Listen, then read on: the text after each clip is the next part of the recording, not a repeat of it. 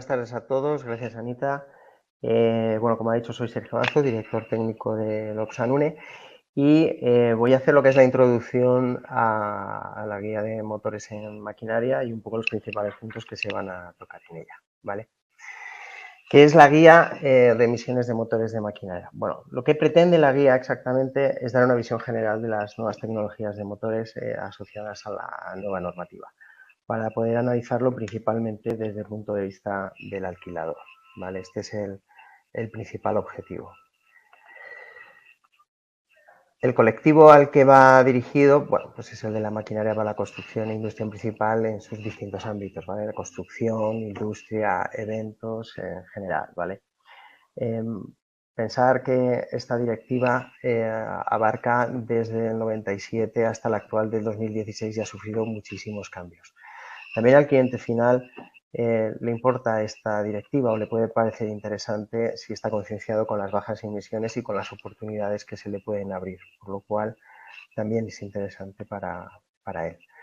Primero de todo, reconocer esta guía ha sido posible gracias al apoyo económico y a la participación de estas empresas, ¿vale? ANCEBE, AUSA, Imoisa, Husqvarna, Pramac, Implacer y Olympus, gracias a los cuales pues al final se ha podido llevar a cabo. ¿Cómo se ha elaborado la guía? Bueno, pues esta guía, como todas las guías, surge al final de la inquietud de los asociados y de las dudas que plantean relacionadas con la misma. Axiomaz hace grupos de trabajo especializados, ¿vale? Que produce con la documentación sobre temas del colectivo. En consecuencia, a partir de aquí, y una vez detectadas las inquietudes que tenían varios asociados, pues se empieza a trabajar esta guía a partir de junio del año 2020. En junio, es decir, este mes, es cuando se ha lanzado la guía. Es una guía ligera, tiene 52 páginas y está disponible en online y también se ha enviado en formato papel. Uy, no pasa. La parte que contiene, bueno, pues la parte que contiene es el marco normativo sobre emisiones de motores, tanto su evolución desde la fase 1 hasta la fase 5 y el propio cambio de directiva a reglamento, lo cual tiene su importancia porque acaba afectando, acaba arreglándose en todos los países de la UE. Los motores completados en el reglamento, como he dicho, la nueva reglamentación se acoge desde el año 2016 y explican sus diferentes potencias y sus excepciones, ya sean motores estacionarios, tractores agrícolas, dos ruedas, etc., que veremos viendo un poco más adelante. La comercialización de motores y máquinas, cómo se comercializan, hasta qué fecha, sus periodos de transición y todo lo que afecta al normal uso del alquiler. El marcadero reglamentario y la declaración de conformidad, cómo se garantiza que el motor cumple con la normativa, dónde lo podemos ver o cómo podemos comprobarlo. El alquiler y uso de maquinaria y equipos, la fase 5 y la fase 4, cómo conviven en los periodos de transición, sustitución, hasta cuándo, y el uso y manejo de los motores en la fase 5, que esta quizás es la parte que a los alquiladores más los interesa, ¿vale? ¿Qué implica todo esto? Regeneración, tipos, aparte manual, automática, la forzada, qué pasa si no se respetan, qué averías puede ocasionar. Todos estos puntos y otros puntos son los que vamos a tratar dentro de esta guía. A partir de aquí, la parte técnica, dejo a Ignacio Lanzadera de JCB que sea quien entre y quien la pueda presentar. Buenas tardes a todos. Gracias por la asistencia, gracias por la presentación, Anita y Sergio. En primer lugar, lo que quiero transmitir hoy a todos los que nos están viendo es el orgullo de ver el fruto de un trabajo que comenzó en junio del año pasado, en unas fechas que eran muy comprometidas. Recuerdo que era una reunión telemática online en un momento de pleno confinamiento, en la que plantear cualquier proyecto parecía una utopía y, sin embargo, un año después, el proyecto está en mis manos ahora mismo y tengo que decir con orgullo que es una de las guías más completas, sin entrar en una profundidad ni una complejidad que la harían inaccesible, sino una guía completa, pero asequible y muy accesible para transmitir un conocimiento, evidentemente, a todos los asociados, a todos los alquiladores que quisieran entrar en ello, pero también a muchos técnicos. Yo he compartido la guía, el borrador que me ha llegado con los ingenieros que traemos aquí en fábrica y ellos han dicho que es un trabajo excelente, así que transmitir mi enhorabuena a SEAMAC por la elaboración. A lo largo de los próximos 20 y pocos minutos voy a tratar de hacer un resumen de qué es todo este universo de etapa 5, Stage 5, lo llamemos como lo llamemos, motores actuales, en una palabra, y las contestaciones a una serie de preguntas que vamos a plantear van a proceder todas de la propia guía, lo que quiere decir que cualquier persona con un breve análisis y estudio de la guía sería capaz de transmitir estas mismas contestaciones. Empezamos sin más dilación hablando de cuál ha sido la evolución del marco normativo en cuanto a emisiones de motores y cuál es el marco normativo actual. Bien, en el año 96 surge la normativa que se aplica a partir del año siguiente, año 97, en la cual se van a establecer una serie de requisitos periódicos para los motores diésel que van a emitir gases, por la cual, mediante un proceso gradual y periódico, se va a dar tiempo a fabricantes y usuarios a ir adaptando estas emisiones a una reducción paulatina que prácticamente va a ser total con el paso del tiempo y de 20 años.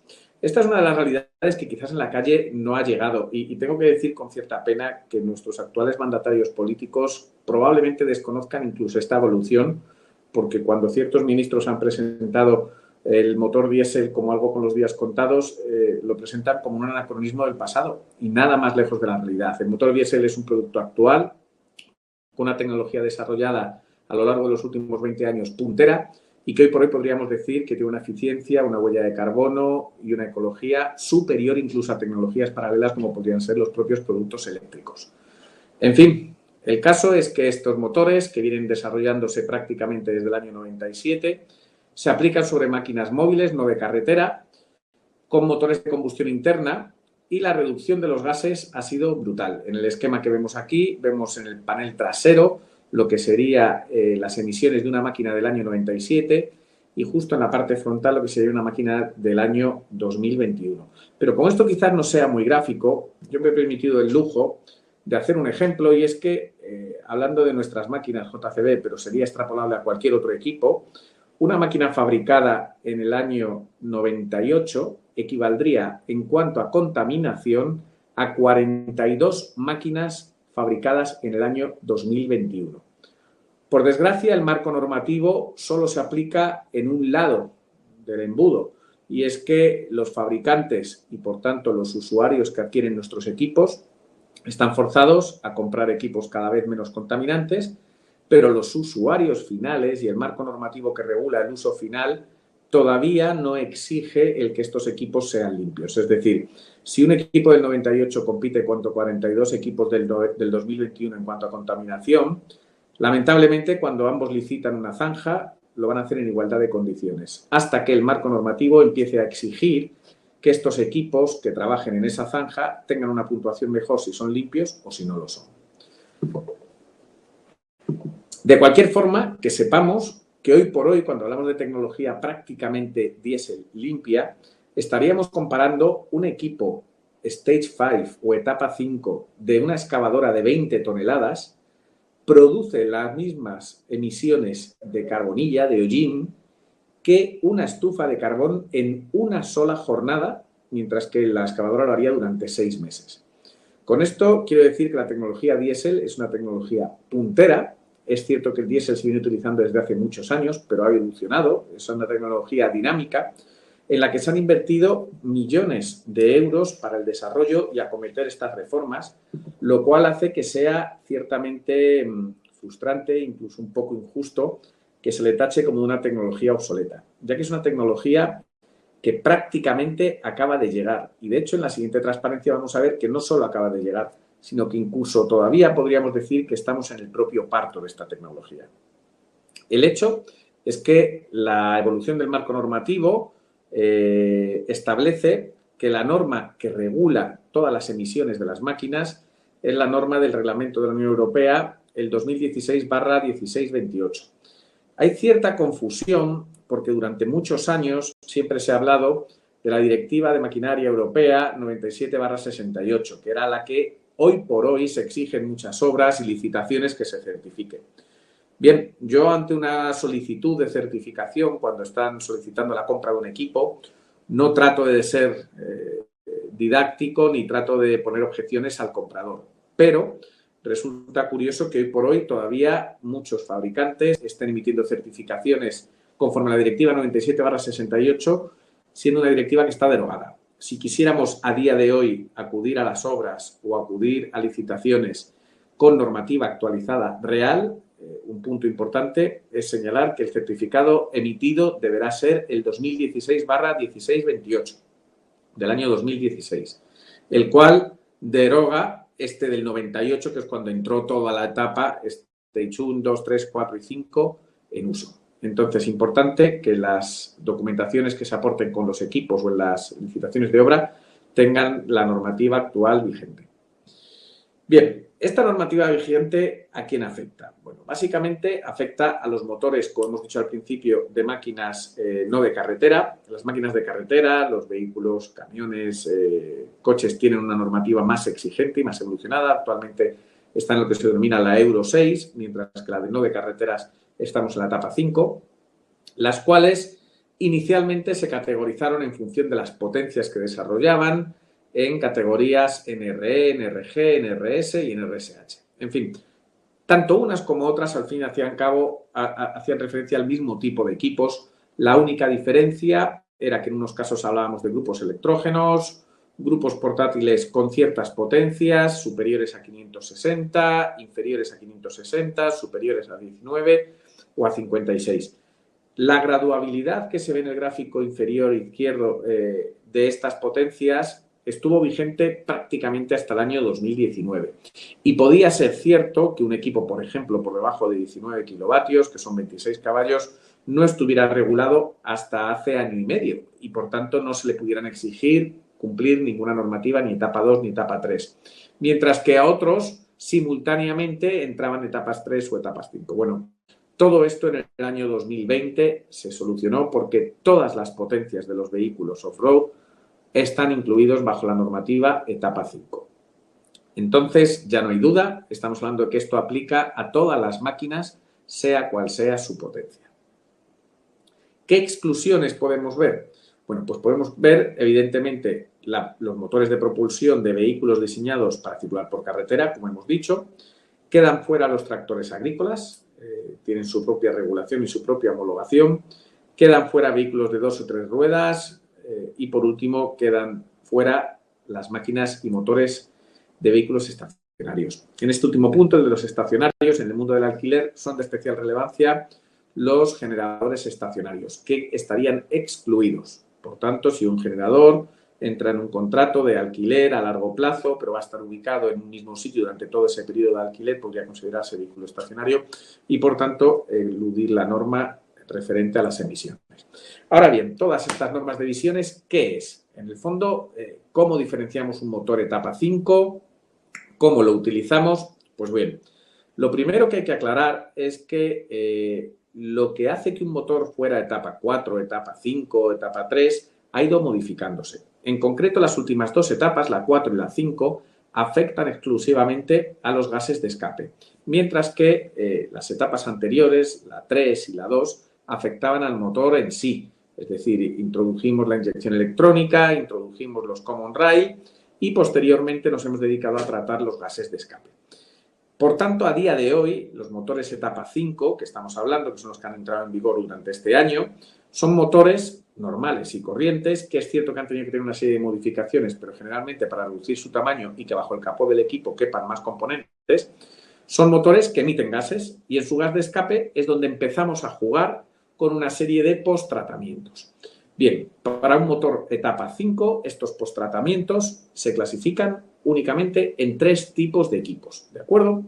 Estos 3 tipos de equipos serían o bien un filtro de partículas, adicionalmente un catalizador oxidativo y, por último, una unidad de reducción catalítica. De hecho, estos 3 equipos están enumerados del 1 al 3 por el orden en el que se lo encontraría un supuesto gas de escape que acaba de salir de nuestro motor. Bien, empezaremos con el filtro de partículas, que ha dado tanto que hablar y, sin embargo, es de los más fáciles de entender. Un filtro de partículas no es más que un filtro con una matriz, generalmente celulítica, o de un componente polimérico que hace que las partículas materiales, la carbonilla, lo que se puede tocar, quede retenido en su interior y, por tanto, no sea emitido a la atmósfera. Esto, evidentemente, nos da una idea de realmente límite en el tiempo para su uso, porque no podríamos contabilizar un uso infinito de un sistema de filtrado que no se dispusiera de sistemas de autolimpieza o regeneración.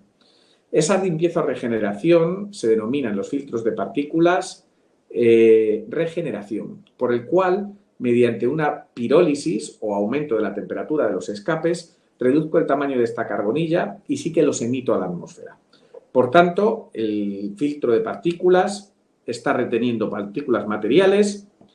Cuando llega a su periodo, a su límite de colmatación, entra en un proceso de regeneración y finalmente los emite a la atmósfera. Siempre va a quedar un residual de estas partículas, el cual hace que la vida útil de estos equipos oscile entre 4.500 y 8.000 horas. Las horas son muy variables en función de el tipo de trabajo que desarrollen. Estamos hablando que hay equipos que al año no superan las 800 horas, como pueden ser los usos de vehículos en entornos agrícolas, y otros que superan las 2.000, como pueden ser los industriales. De unos u otros durará más o menos este filtro de partículas. El segundo elemento es el catalizador oxidativo. Y aquí vamos a hacer un breve ejercicio de memoria de cuando teníamos química en el instituto.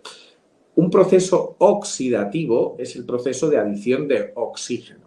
Por tanto, este catalizador lo que hace es añadir oxígeno a partículas que resultarían nocivas, como es el caso del anhídrido carbónico o monóxido de carbono o CO o de los propios hidrocarburos. Si yo la partícula contaminante monóxido de carbono, CO, le añado un oxígeno, lo convierto en CO2. El CO2 se puede emitir a la atmósfera y, de hecho, todos conocemos que el CO2 es un elemento del cual se alimentan, por ejemplo, las plantas. Por tanto, es un elemento inocuo, no lo podemos respirar, pero sí que se puede utilizar en la naturaleza de la misma manera que el agua. Este catalizador oxidativo tiene una vida útil prácticamente del doble del filtro de partículas, de 9.000 horas. Hoy por hoy se vende el concepto de uso de por vida. Es cierto que los equipos establecemos una vida útil estimada entre 10 y 15.000 horas. Por tanto, quizás los catalizadores oxidativos estaríamos hablando del umbral inferior de esta vida útil, pero también estaríamos hablando de un porcentaje de vida o un porcentaje de uso. Probablemente un equipo de 12.000 horas pueda mantener su catalizador oxidativo en una primera vida, no a un 100%, pero sí a un 70-75% de uso. Eso sí, si compráramos un equipo de segunda mano de ocasión que hubiera superado ese umbral de las 10.000 horas, tendríamos que incluir en su proceso de puesta a punto o de reacondicionamiento la sustitución de este catalizador oxidativo. En tercer lugar, el tercer elemento es la reducción catalítica. Si hemos hablado de que la oxidación en el proceso anterior, mediante catalizador, era añadir oxígeno, la reducción es lo contrario, quitar oxígeno. Hay dos elementos nocivos que se llaman óxido nitroso y óxido nítrico, N2 y NO3, que emiten los gases de escape, los motores térmicos que utilizan gasoil. Y son realmente las dos partículas más contaminantes y que causan efectos invernadero. La solución para estas dos partículas es reducirlas, quitarles el oxígeno y convertirlas simplemente en nitrógeno, CO2 y agua. Esto se hace mediante una reacción química basada en un fluido que se suele llamar fluido de escape diésel o fluido AdBlue o urea. El AdBlue es una denominación comercial que en alguna charla que he tenido oportunidad de dar precisamente en ASEA-MAC siempre he contado como ejemplo de gran mentira de la industria, acompañando, por ejemplo, entre otros, a la famosa caja negra de los aviones que todos saben que es naranja. El AdBlue, a pesar de llamarse AdBlue, es transparente y genera bastante confusión en cuanto a su uso y manejo, ya que el poder añadir hidrocarburos o incluso agua a una mezcla de AdBlue haría que el dispositivo de la unidad catalítica SCR entrara en disfunción. Bien, cualquiera de los tres elementos que hemos definido son elementos que actúan sobre el gas de escape del motor y por requerimiento legal, como es obvio, no por nuestra voluntad, tenemos que poner un sistema electrónico de inhibición del motor si alguno de los tres no funcionase correctamente. En este caso, la ley nos obliga a inhibir electrónicamente el rendimiento del motor, haciendo que quede un residual cercano al 15 o 20% en función de los niveles, si la máquina no estuviera trabajando correctamente con su filtro de partículas, con su catalizador oxidativo o con su unidad SCR.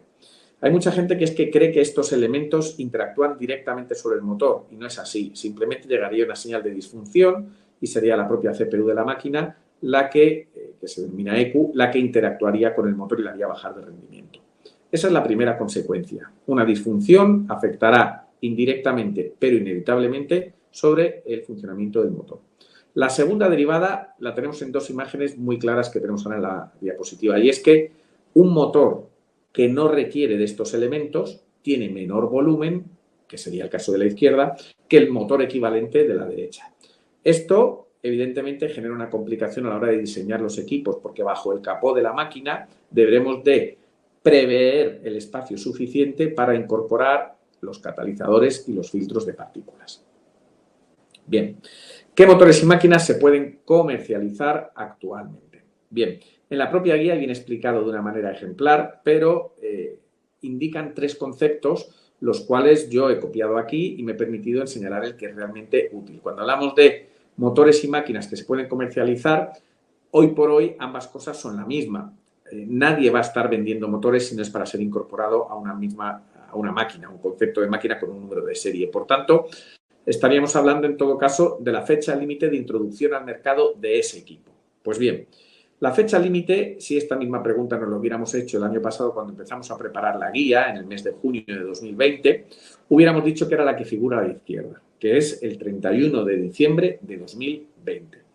No obstante, un mes después, en julio, se reunió la Unión Europea y, siendo sensibles con la situación que se estaba viviendo del COVID, propusieron una moratoria de un año, de tal manera que la introducción de los motores etapa 5, inicialmente prevista con un límite de diciembre de 2020, se postergó un año hasta diciembre de 2021. Cuando he empezado mi charla he dicho que esto era una tecnología recién llegada, incluso todavía a día de hoy considerable como una tecnología en proceso de parto, y es que en realidad estamos todavía comercializando, introduciendo al mercado vehículos que no cumplen la normativa etapa 5 porque tenemos una moratoria para alargar este proceso de introducción hasta diciembre de 2021.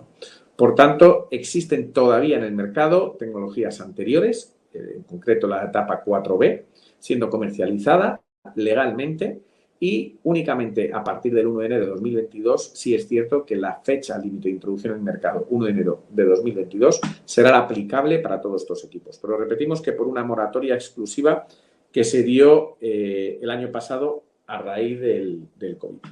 Existe una excepción, como es lógico a todo, y es que el sentido común hace pensar en qué ocurre con los equipos de motores de sustitución.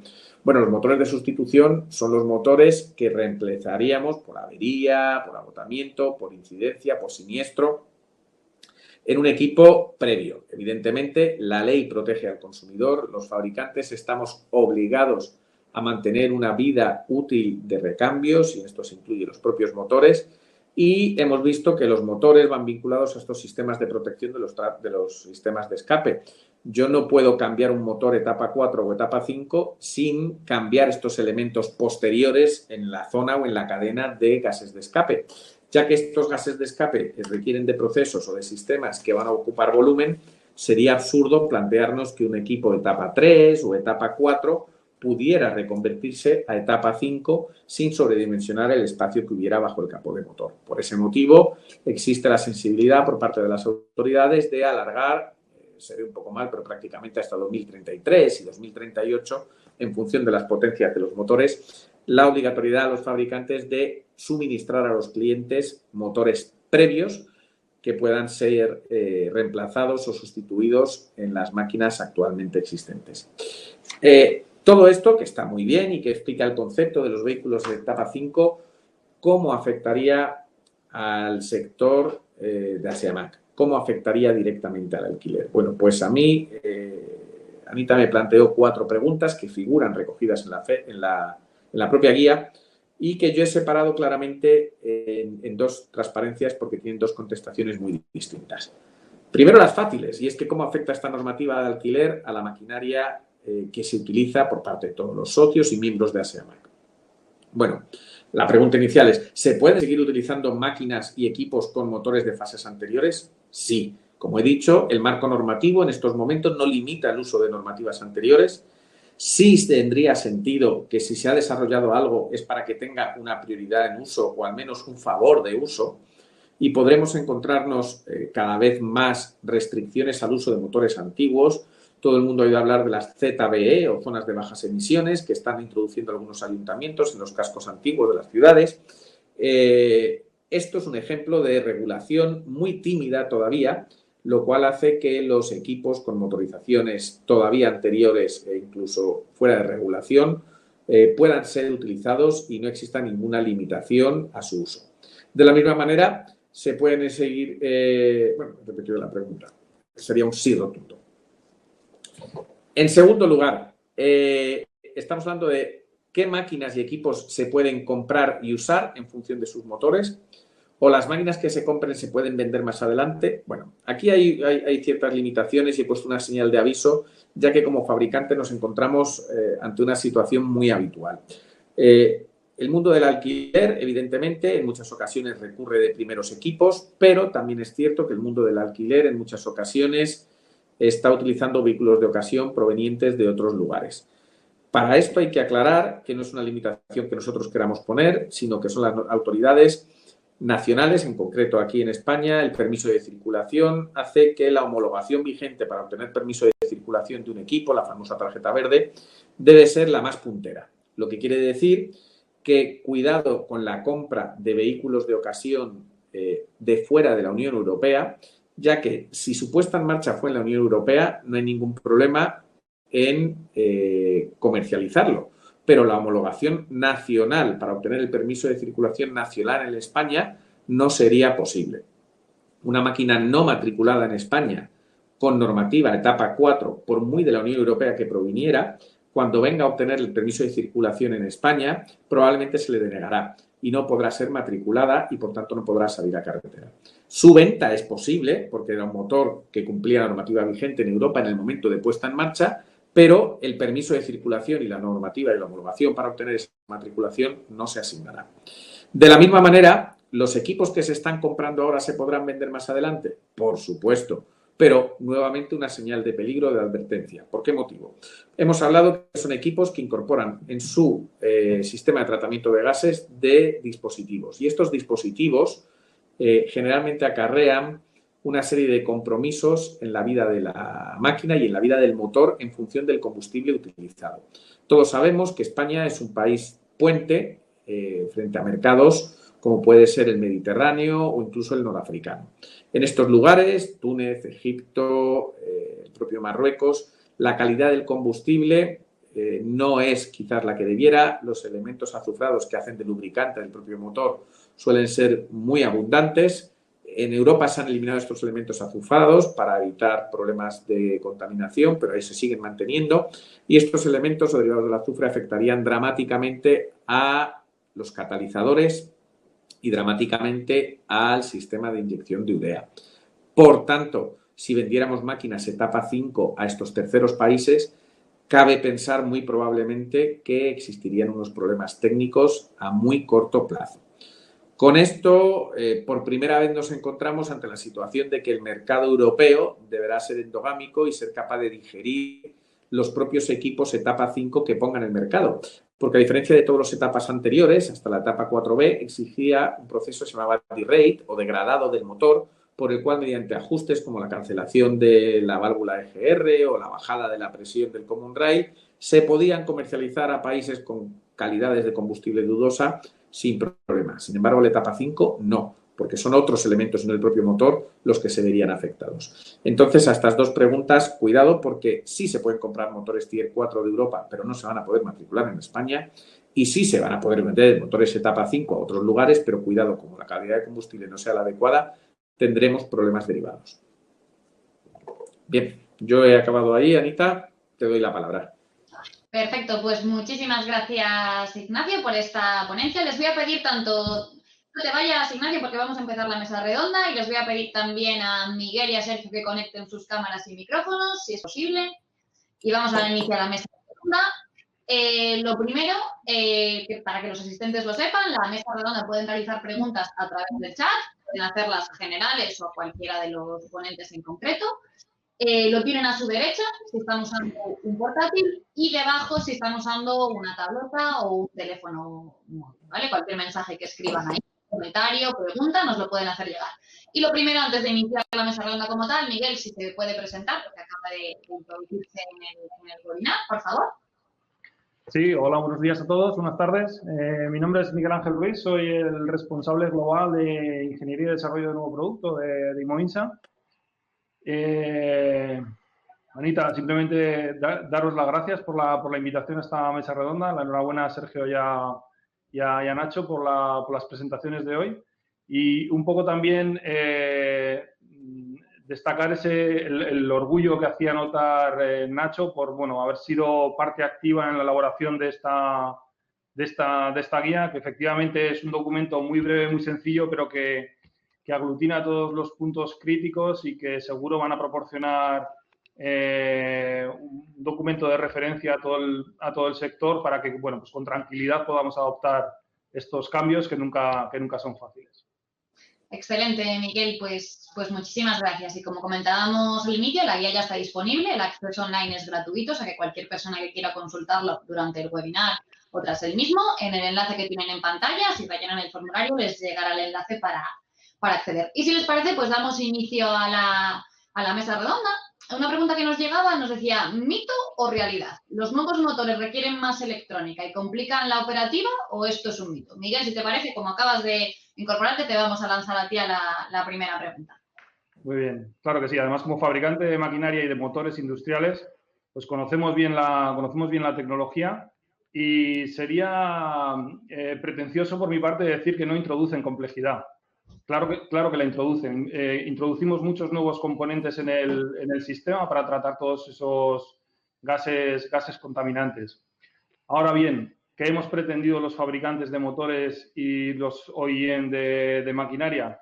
Tratar de minimizar el impacto que esta complejidad pueda tener en el uso de esa maquinaria. Al final hemos conseguido máquinas que trabajan de un modo casi automático y transparente para el usuario, tanto desde el punto de vista del motor como desde el punto de vista del controlador propio de la máquina. Obviamente es una tecnología que necesitará un poquito de rodaje, pero que en un espacio breve de tiempo esa complejidad, digamos que se disipará. Perfecto, Miguel, muchísimas gracias. No sé si Ignacio o Sergio quisieran añadir algo o pasamos a otra pregunta. Bueno, realmente yo estoy de acuerdo con que creo que son máquinas que son más complejas, que tienen muchos más sensores para poder llegar a cabo todos los procesos que tienen que llevar tanto en la catalización como con los filtros. Lo que tenemos que averiguar ahora o desde el punto de vista del alquilador es la fiabilidad. Es algo totalmente nuevo, que nos estamos enfrentando a los primeros problemas que nos están dando en el alquiler y es la parte en la que tiene que evolucionar y ver cuánto es de estable esta tecnología. Perfecto, pues muchísimas gracias, Sergio. Cuando intervengas te voy a pedir que te acerques un pelín más el micro porque tu volumen se oye bastante más bajo que el de Miguel e Ignacio y para no estar al asistente volviéndole loco subiendo y bajando, ¿vale? Perdona, Sergio. No sé si Nacho quieres añadir algo o si no pasamos a la siguiente. No, nada. Todo correcto. Perfecto. Pues otra pregunta que nos llegaba era, ¿qué ventajas e inconvenientes? Esta te la voy a realizar a ti, Sergio, primero, porque creo que está un poco más enfocada a la perspectiva del alquilador. En cuanto a motores en fase 5, ¿qué ventajas e inconvenientes hay desde la perspectiva del mantenimiento? Tanto para el alquilador y luego también para el usuario final, ¿no? Pues mira, yo creo que esta pregunta hay que hacerla desde el usuario final para entender el mantenimiento. O sea, ¿por qué? Porque creo que depende mucho del usuario final el mantenimiento que le vamos a tener que hacer después. O sea, creo que antes Ignacio ha comentado que es una máquina que es mucho más sensible a las impurezas. Más allá de las impurezas de terceros países están las propias en las obras, ¿no? Muchas veces los operarios cogen en cualquier garrafa, echan gasoil de distintas mezclas y tal, y todo esto afecta al proceso de oxidación y a la emisión de estos elementos nocivos, ¿no? Lo cual es un problema. El usuario es parte importante aquí porque tiene que entender y tiene que respetar muy bien las diferentes etapas a la hora de hacer las regeneraciones. O sea que cuando es automática igual no se da cuenta, pero cuando es manual tiene realmente que hacerla. Porque si no, de aquí sí que nos aparecen problemas importantes y además que son caros, ¿vale? Entonces, por eso lo digo al revés. Si la usamos bien, realmente antes han comentado, los filtros se cambian cada muchísimas horas, cada 4.500, cada 9.000 horas, con lo cual puedes llegar en ocasiones a llegar al final de la vida útil de la máquina.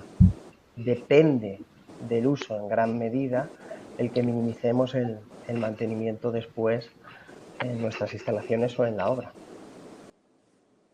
Excelente, Sergio. Pues muchísimas gracias, Ignacio, Miguel. No sé si tenéis algo que aportar. Veo Ignacio sobre la boca. Sí, añadiría un comentario. En la presentación no me he extendido porque el nivel de complejidad puede llevarse hasta el límite que se quisiera, pero he hablado de 3 dispositivos, he hablado del filtro de partículas, he hablado del catalizador oxidativo y he hablado de la unidad de AdBlue o del SCR. Ahí el más cómodo es el catalizador oxidativo, que es un elemento entre comillas de por vida y por tanto no tiene mantenimientos. El segundo elemento complejo sería ese filtro de partículas, que como Sergio ha dicho tiene una renovación cada gran número de horas, el cual es autolimpiante, se ha automatizado su sistema de limpiado, se llama regeneración. Es cierto que los operadores pueden manualmente parar esa regeneración, lo cual acortaría la vida útil de ese filtro, pero se recomienda que no lo hagan y de cualquier forma la manera dispone de los dispositivos de memorización de que el operario ha hecho esa acción y por tanto poder reprochárselo el día de mañana si hubiera un desperfecto en el equipo. Pero la tercera es quizás la más interesante y es que hablábamos de cómo puede afectar esto en el uso y en la ventaja, y es que la unidad de AdBlue o la unidad de SCR solo se requiere en motorizaciones por encima de 56 kilovatios o 75 caballos. Esto ha generado un proceso curioso y es que por debajo de 75 caballos no se precisa de urea, por encima de 75 caballos sí, y muchos alquiladores, sabiamente, entendiendo que el uso y el manejo de la urea era un riesgo, han optado por motorizaciones inferiores a 75 caballos para ofertar a sus clientes. De tal manera que una de las 3 pesadillas se eliminan y, por tanto, son máquinas que no precisan de ese uso de urea. El filtro de partículas sí, es impepinable, pero la urea es opcional hasta 75 caballos. Evidentemente, en función del tipo de producto, si hablamos de grandes equipos, no hay más opción, aunque es cierto que empieza a haber excavadoras de hasta 15, 18 toneladas con 75 caballos provenientes de Europa, es una tendencia, pero en equipos medios no hay duda, el manipulador telescópico, la retrocargadora, las pequeñas palas compactas, el sector de alquiler en su mayoría se ha inclinado por esos 75 caballos o inferior para eludir el uso de la urea.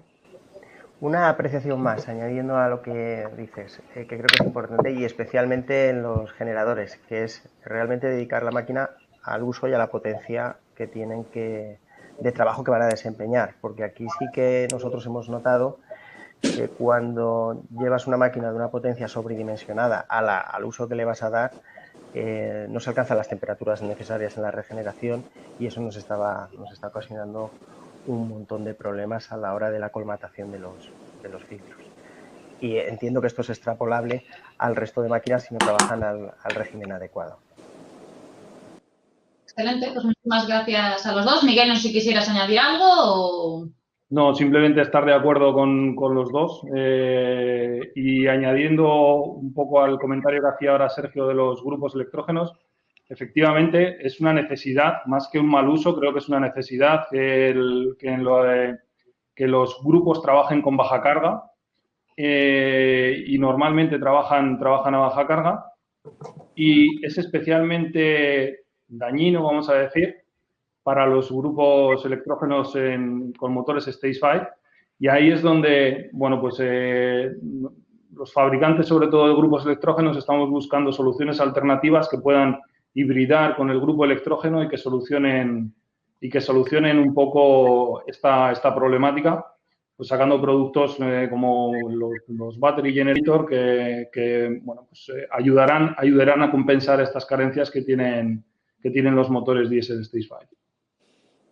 Excelente, pues muchísimas gracias a los 3 y disculpad que mi cámara no sé qué está haciendo cosas un poco extrañas, por eso he desaparecido un segundo, pero sigo aquí, cosas del directo. Nos siguen llenando preguntas y yo creo que una pregunta que se hace mucha gente es ¿cómo está siendo la adopción en el mercado de estos nuevos motores? ¿Y cómo ha afectado esa moratoria que ha proporcionado el COVID? ¿Lo están aprovechando los clientes? ¿No? Aquí, Nacho, voy a empezar por ti, luego las apreciaciones que quieran hacer Miguel y Sergio. Bueno, pues, a ver, hay que explicar que la moratoria, es cierto que concede 12 meses más, pero la moratoria se aplicaba sobre motores ya previamente fabricados. Lo que se entendió es que estos motores que estaban fabricados, imaginemos una nave inmensa cargada de motores ya fabricados, estaba previsto incorporarlos a máquinas durante el periodo del año 2020 y por circunstancias obvias, y es que no se abrió esa nave porque estaban los operarios en su casa, no se pudieron incorporar esos motores. Lo que quiere decir que no es que se haya puesto la máquina de hacer motores otra vez en marcha por un año más para comercializar nuevos equipos. Los motores que había eran los que había y únicamente la no posibilidad de equiparlos sobre máquinas durante unos meses ha hecho que recibiéramos una moratoria. Con esto quiero decir que no es que hayamos encontrado una fuente adicional de incremento de ventas o de suministrar equipos.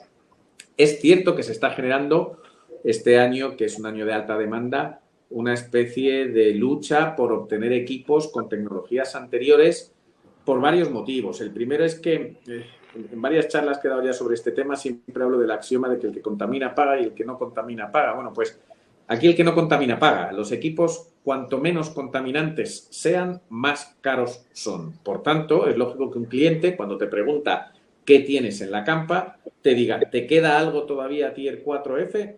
Porque en el fondo le va a salir más económico que el etapa 5.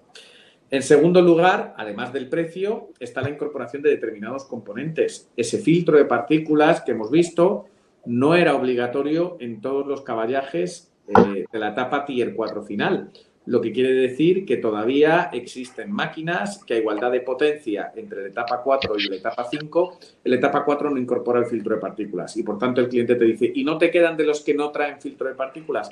Se ha generado un poquito de subasta, por decirlo de alguna manera, por esos equipos que tenían un mejor precio y una mejor complejidad técnica.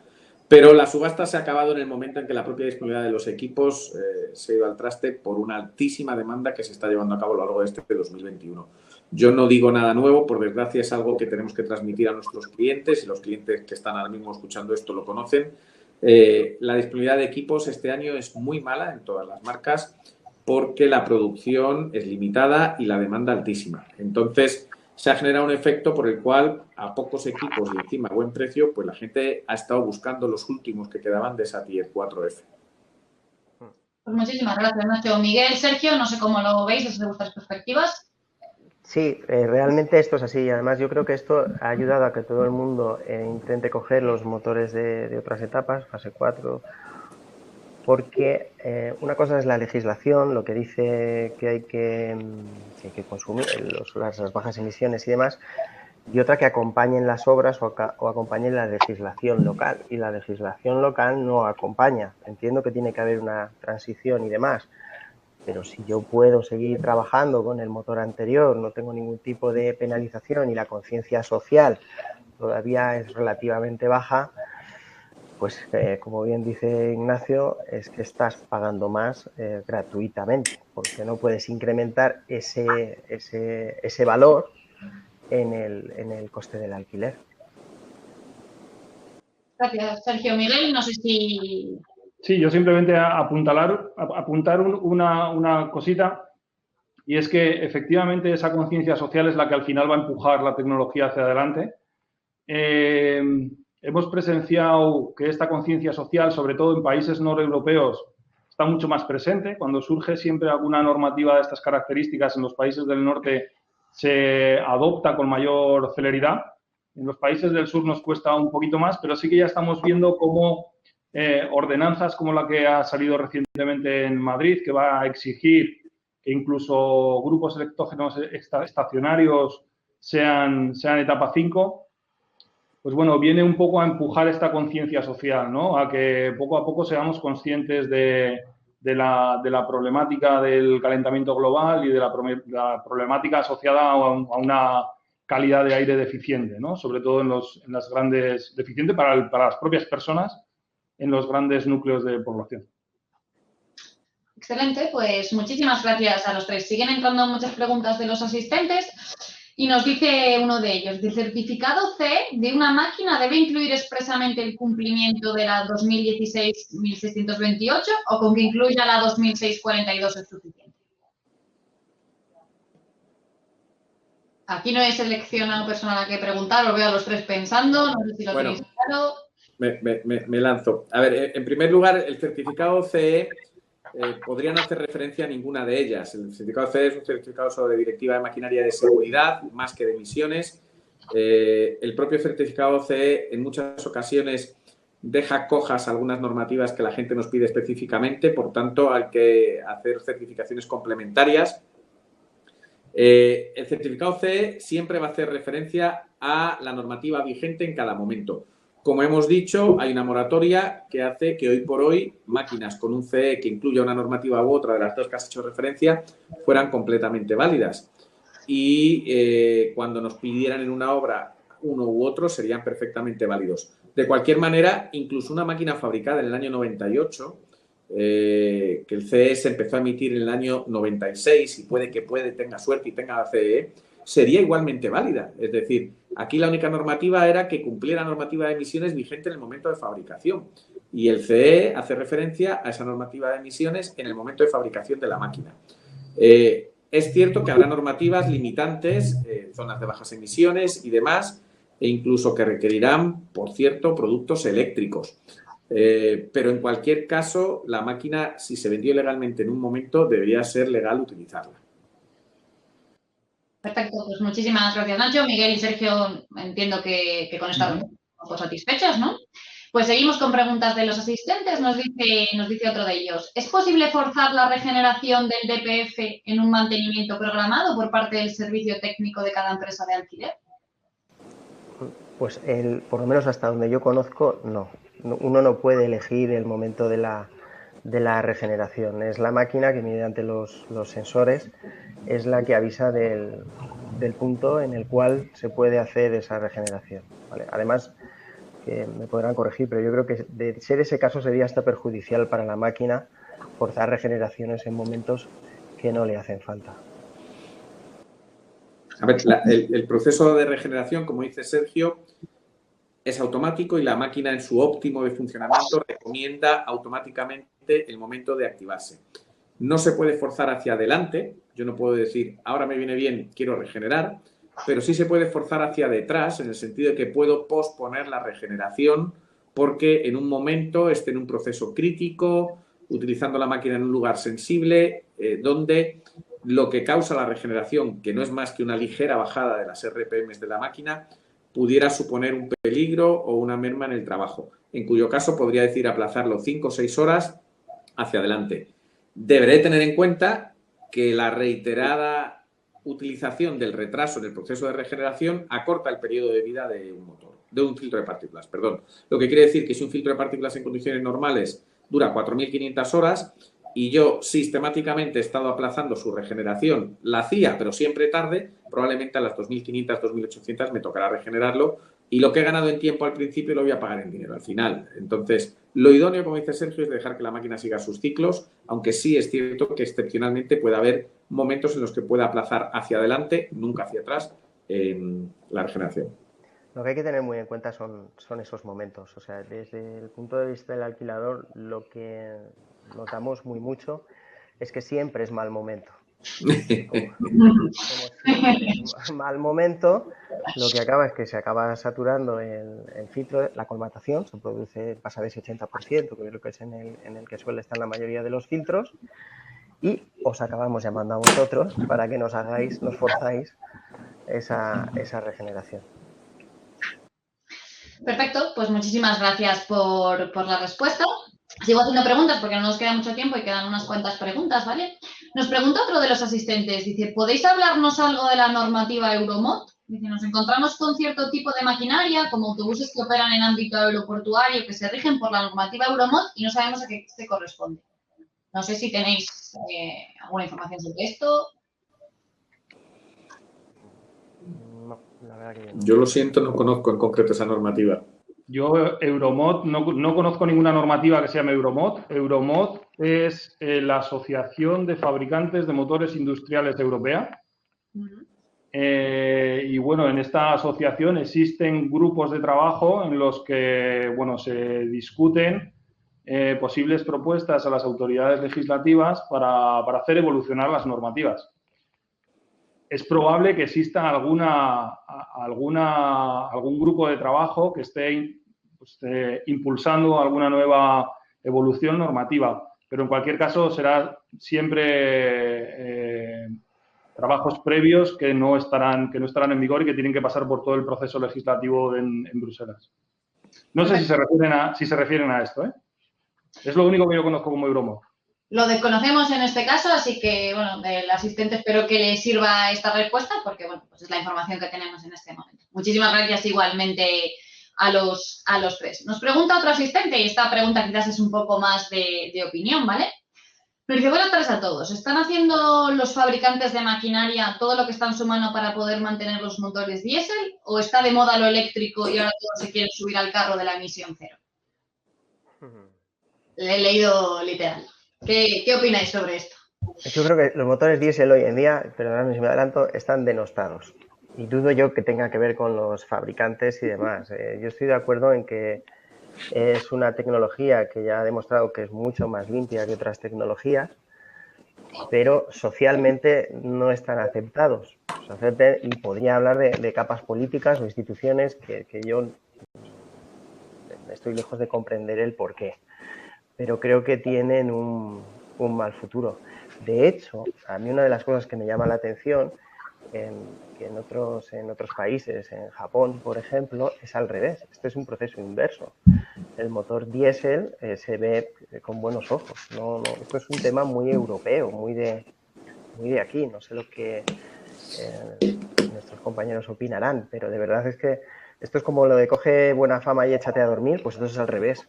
O sea, ya no tiene solución, ya vamos a ir a híbridos, a eléctricos, a pilas de hidrógeno, no sé a qué iremos, pero ahora mismo el diésel es el gran enemigo a batir. Bueno, yo por alusiones, como fabricante de motores japonés, es cierto que el motor diésel ahora mismo está cogiendo muy mala fama y no debería coger tan mala fama, pero también es cierto que las nuevas tecnologías que están llegando aportan valores que actualmente no tenemos. Y al final lo que vamos a tener pues es un abanico de tecnologías disponibles, que es el diésel, que será el gas, que será la batería y que será el hidrógeno, ya a partir de la siguiente década, que lo que vienen es a aportarnos valor y calidad. La introducción de las nuevas tecnologías, creo que el diésel, más que coger mala fama, lo que se está intentando es potenciar las energías renovables. Y para poder realmente tener energía, desde un punto de vista político incluso te diría, y especialmente en Europa nos interesa fomentar la energía renovable porque no tenemos recursos propios de origen fósil. Por tanto, la energía renovable tiene que ser nuestra fuente de energía futura. Para ello lo que necesitamos es poder acumular esa energía. Y esa acumulación de energía pues, puede venir desde la batería o puede venir desde el hidrógeno. Y eso se une a una segunda pata, y es que la electrificación de la maquinaria lo que va a traer es máquinas de mayor calidad, bajo mi punto de vista, y esto ya es muy subjetivo. Vamos a tener máquinas que van a tener mucho más par, que la tecnología va a seguir avanzando y que, por tanto, pues, hablando en concreto de baterías, vamos a poder cargar mucho más rápido y tener autonomías mucho más largas porque vamos a tener densidades de potencia mucho más altas.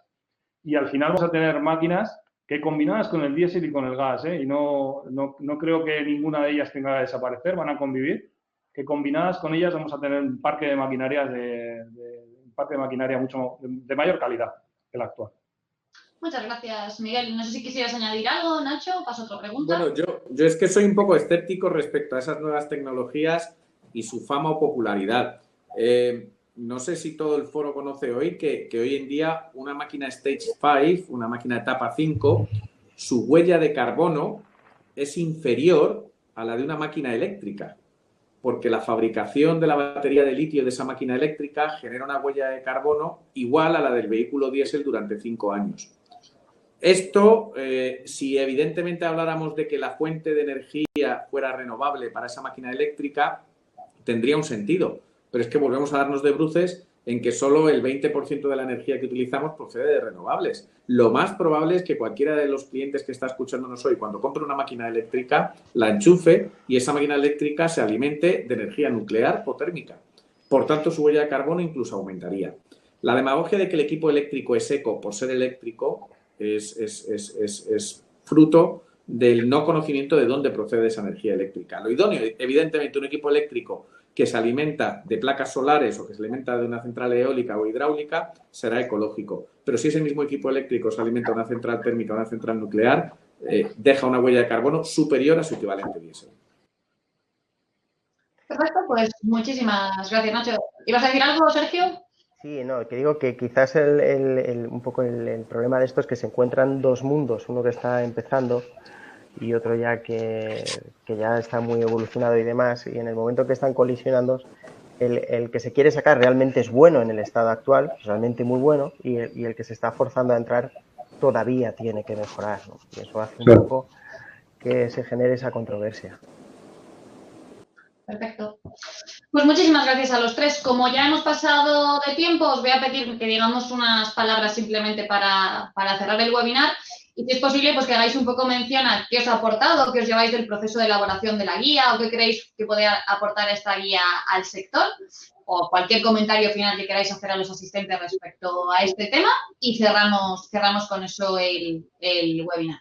Si empiezas, por ejemplo, Miguel, después Nacho y después Sergio, en orden inverso a la aparición y después de hacer el webinar. Bueno, pues yo por terminar mi intervención como la he empezado, pues simplemente el orgullo de haber participado en un documento que viene a simplificar un galimatías, porque al final todas estas regulaciones son un galimatías que son difíciles de interpretar y que para continuar con nuestro día a día pues ayuda y mucho un documento que lo simplifique y que de una manera muy clara y con una cerveza al fin de semana pues todo el mundo sea capaz de entender y de prepararse para adoptar el cambio de una manera fácil y suave. Pues muchísimas gracias, Miguel. ¿Nacho? Bueno, yo, por cerrar, lo primero que quiero lanzar es un mensaje de tranquilidad a todos los miembros de ASEAMAC. La tecnología es una tecnología segura, constatada, probada y certificada. Esto no va a añadir complicaciones a nuestro día a día. Tenemos que ir con ella, nos obligan, tenemos que ir de la mano, fabricantes y usuarios. Y esta guía es el mejor ejemplo de desmitificar algo que parecía complejo y ciencia ficción y traerlo al mundo de lo normal, de lo cotidiano y de lo entendible, para que la gente esté tranquila en su uso. Muchísimas gracias, Nacho. ¿Y Sergio?